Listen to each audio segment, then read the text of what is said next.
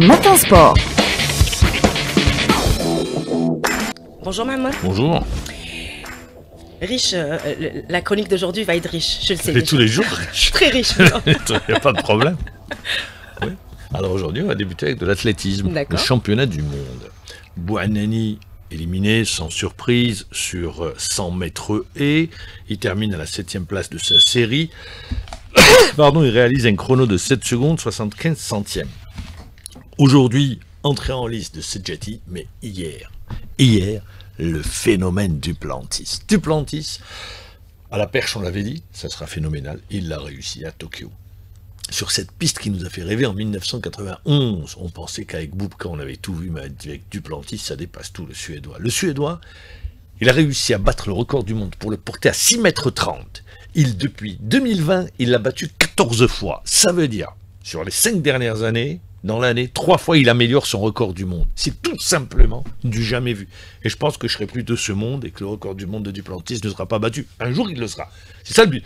Mais à 6,30 mètres, personne aujourd'hui n'arrive à égaler cette hauteur. Alors, on va revenir avec notre spécialiste maison, émerveillé également par le record du monde de Duplantis. Melik Wahla.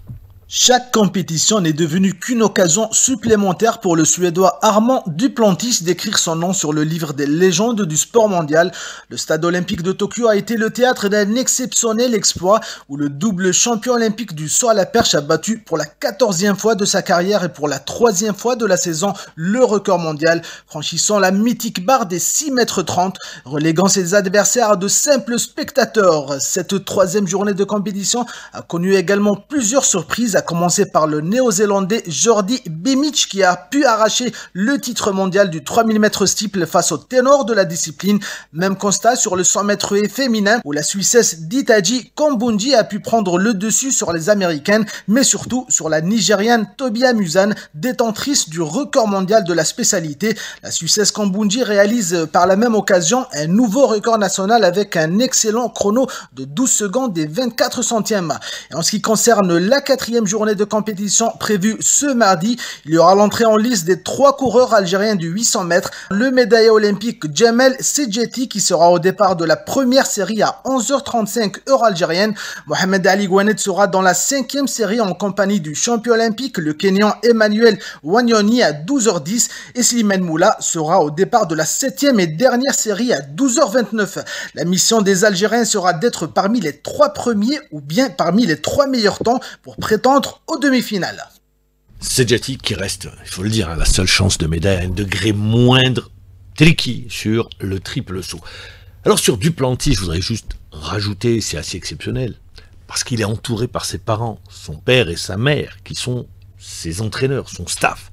La maman, c'est sur l'aspect physique, mais le père, c'est sur l'aspect technique, et vous l'avez vu, il est exceptionnel. 6,30 mètres, il l'a très bien décrit, Melik Wahla, émerveillé, tout le monde est émerveillé. D'ailleurs, c'est simple, il le dit si bien, ses adversaires étaient là en spectateurs, 6,30 mètres, passer cette barre mythique, et c'est pas encore terminé, parce que je pense que, vous savez, il fonctionne comme Bubka, c'était centimètre par centimètre. Il est perfectionniste, il veut toujours plus, toujours mieux. Non, mais c'est ça, c'est le but du jeu.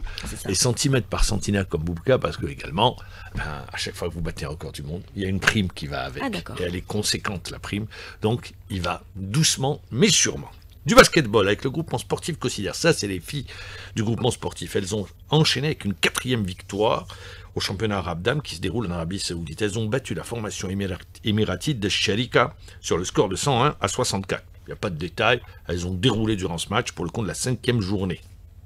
On va écouter l'entraîneur Mohamed Bouldoua.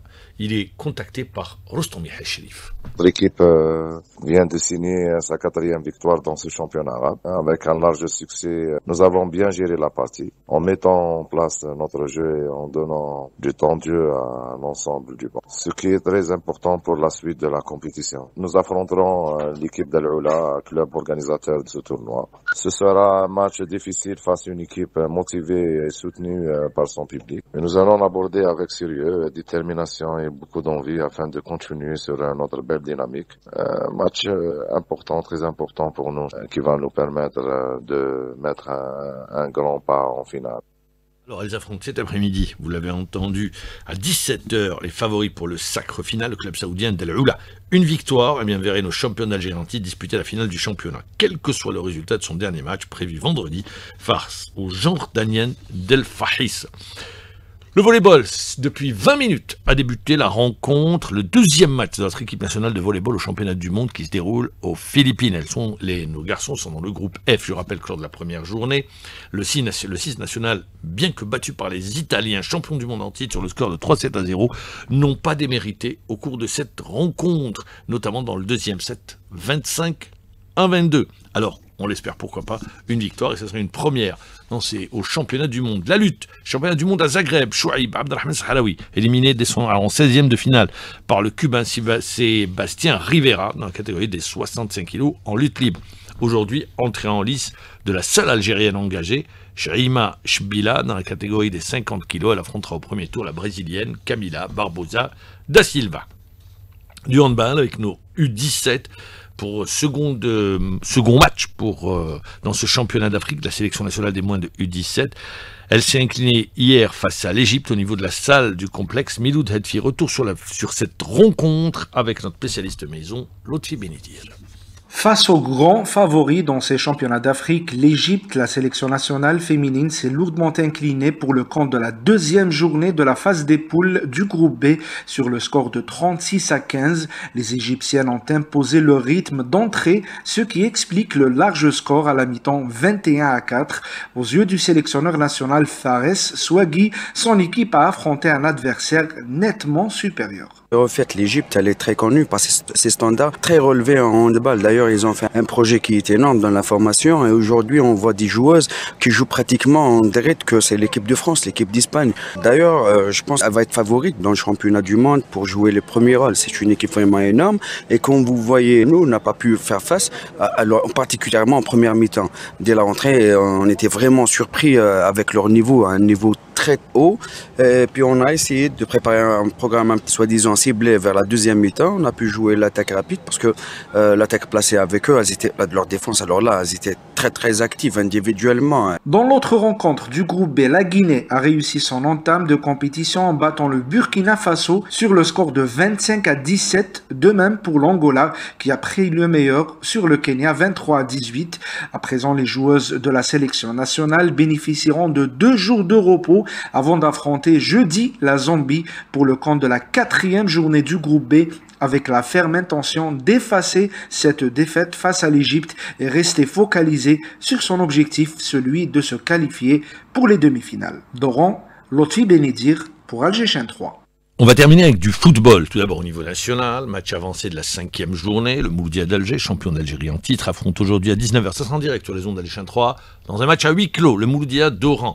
Alors ce qui est intéressant, la rencontre va se jouer au stade Lille-la-Pointe de Douira, réouverture de ce stade, puisqu'il avait été fermé la saison dernière, dans un match avancé de la 5e journée. Le Mouloudia d'Alger reste sur une victoire à Arbou, 1-0, et le MCO, avec un nouvel entraîneur, l'Espagnol Garrido, avait battu la JS Kabylie 2-0.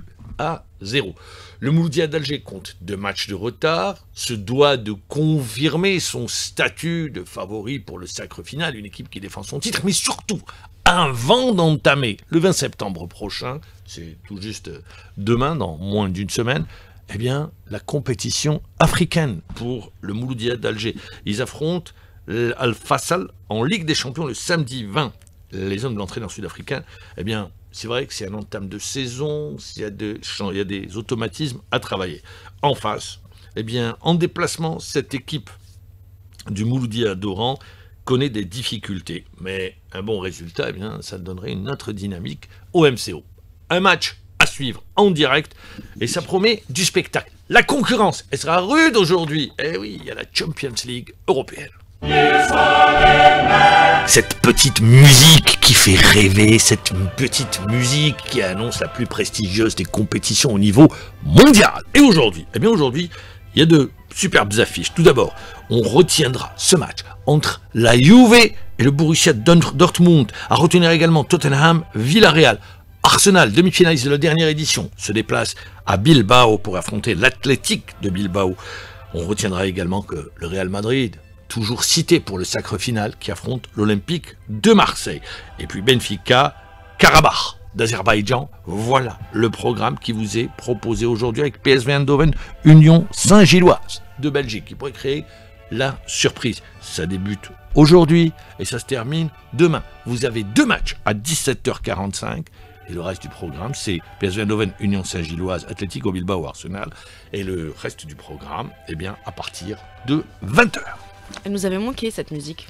Ouais, elle nous a manqué, mais on a eu du spectacle, il ne faut pas le rappeler. Il y a eu la Coupe du Monde des clubs également, que nous avons suivi durant tout l'été aux États-Unis. C'était la grande répétition avant la Coupe du Monde de football. Ahmad Jabbour, merci beaucoup. 7h30, l'information.